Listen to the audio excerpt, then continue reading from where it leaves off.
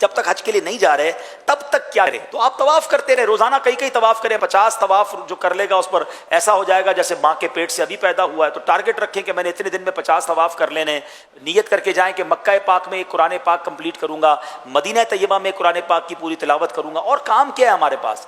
مگر بدقسمتی سے لوگ شاپنگ سینٹر میں، کھانے پینے میں، فضول باتوں میں اپنا وقت گزار رہے ہوتے ہیں۔ یاد رکھیے گا مکہ پاک میں حدود حرم کے اندر ایک نیکی جہاں 1,00,000 نیکی کے برابر ہے، وہاں ایک گناہ بھی 1,00,000 گناہ کے برابر ہے۔ تو وہاں گناہ نہیں کرنے۔ یہ موبائل فون جو ہے نا وہاں بھی بڑے گناہ کرواتا ہے۔ اب جس کی یہاں بھی عادت ہے گالی گلوچ کی، یہاں بھی عادت ہے لڑائی جھگڑے کی، یہاں بھی عادت ہے بری چیزیں دیکھنے کی، وہاں بھی بعضوں کا سب چل رہا ہوتا ہے۔ نہیں، ایسا نہ ہو کہ گئے نیکیاں کمانے اور گناہوں کے انبار لگ جائیں۔ اچھے دوستوں میں رہیں، اچھی صحبتوں میں رہیں، تسبیح ساتھ ہو، قرآن پاک ساتھ ہو، حرم میں زیادہ سے زیادہ وقت گزاریں۔ ایک سوال بھی حاجیوں سے کرنا چاہوں گا کہ آپ غور کریں کہ یہاں تڑپ رہے کہ کب مکے جاؤں گا، کب مدینے جاؤں گا، اور کئی حاجی وہ ہیں جو حرم پاک میں 2-4 گھنٹے گزارتے ہیں، باقی 20 گھنٹے کہاں گزر رہے ہوتے ہیں۔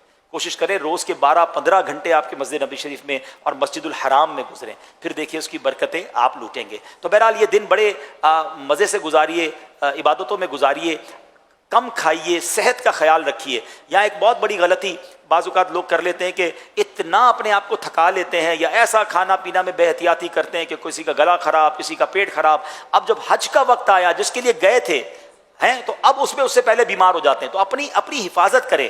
میں یہاں تو یہ بھی مشورہ دوں گا کہ کئی لوگ جو جبل نور پر غار ثور اور غار حرا پہ جاتے ہیں، ان کو بھی میں مشورہ دوں گا کہ حج سے کم از کم 1 ہفتہ پہلے آپ نے کسی پہاڑ پر نہیں جانا ہے۔ اگر پہلے پہنچ گئے 1 مہینہ پہلے چلے گئے الگ بات ہے، حج سے 8 دن پہلے آپ نے اپنے آپ کو سیف رکھنا ہے۔ پتہ چلا آپ پہاڑ پر چڑھنے گئے، ہم پہاڑی لوگ تو ہیں نہیں، پیر پہ چوٹ لگ گئی، کوئی ورم آ گیا، اب جو اصل کام تھا مینا عرفات جانے کا اس سے پہلے پیر ہی ٹوٹا ہوا ہے یا اللہ نہ کرے زخم لگ گیا، تو اپنے آپ کو بچائیں۔ آسان لفظوں میں سمجھاؤں، جس کی شادی ہوتی ہے لوگ کیا کہتے ہیں، یار شادی سے پہلے بھائی کوئی ایسا کام مت کرنا شادی والے دن بیمار ہو جاؤ۔ تو یہ اس سے بڑی کون سی خوشی کا دن ہوگا کہ ہم مینا عرفات جا رہے ہیں، تو اپنی انرجی بچائیں۔ بلکہ میں تو مشورہ دوں گا کہ 5 ذو الحجہ کے بعد اچھا ریسٹ کرے، 2-3 دن ریلیکس کرے، اپنی باڈی کو تیار کرے بڑی عبادت کے لیے۔ وہ کہتے ہیں نا عبادت پر قوت حاصل کرنے کے لیے آرام کروں گا تو اس کا بھی ثواب ملے گا۔ تو آپ حج کے 2 دن پہلے اپنے آپ کو ریلیکس کروائیں، تھکائیں نہ۔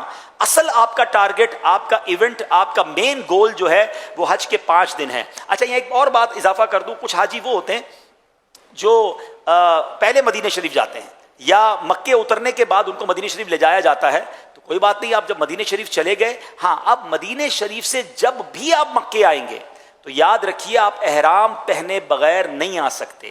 احرام کی نیت بھی کرنی ہوگی اور آ کر عمرہ بھی کرنا ہوگا۔ اگر آپ حج تمتع کر رہے ہیں تو آپ پاکستان سے جا کر بھی آپ نے عمرہ کیا، اب آپ مدینے گئے، واپس آ کر بھی آپ نے عمرہ کرنا ہوگا، اور پھر اس کے بعد حج کے دنوں میں حج کا احرام باندھنا ہوگا۔ ہاں اگر ایسا ہے کہ مدینے سے اس وقت آ رہے ہیں کہ جناب حج بالکل ہی قریب ہے، تو اب آپ چاہیں تو ڈائریکٹ حج کا احرام بھی باندھ سکتے ہیں، کیونکہ آپ پہلے عمرے کا احرام باندھ چکے ہیں۔ اور کوئی پاکستان سے ہی ڈائریکٹ مدینہ شریف گیا ہے اور اب مدینہ شریف سے اس کو مکے آنا ہے، تو اس کے پاس تو تینوں آپشن موجود ہے کہ وہ چاہے تو حج افراد کا احرام باندھے، حج قران کا باندھے، یا حج تمتع کا باندھے۔ تمتع کا باندھے گا تو عمرہ کرنا پڑے گا، قران کا باندھے گا تو عمرہ اور حج کے بعد احرام اترے گا، اور افراد کا باندھے گا تو اب حج کر کے ہی اس کا احرام اترے گا۔